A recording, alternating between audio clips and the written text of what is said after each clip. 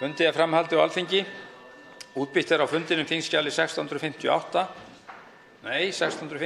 er það, endurgreiðsla efniskostnaðar í framhaldsskólum, skriflegt svar mennta- og menningarmálaráðherra. Þingskjali 660 Laxnessetur, skriflegt svar mennta- og menningarmálaráðherra. Þingskjali 699 öryggi net- og upplýsingakerfa mikilvægra innviða, nefndarálit umhverfis- og samgöngunefndar. Og þingskjali 1700 öryggi net- og upplýsingakerfa mikilvægra innviða, breytingatillaga umhverfis- og samgöngunefndar.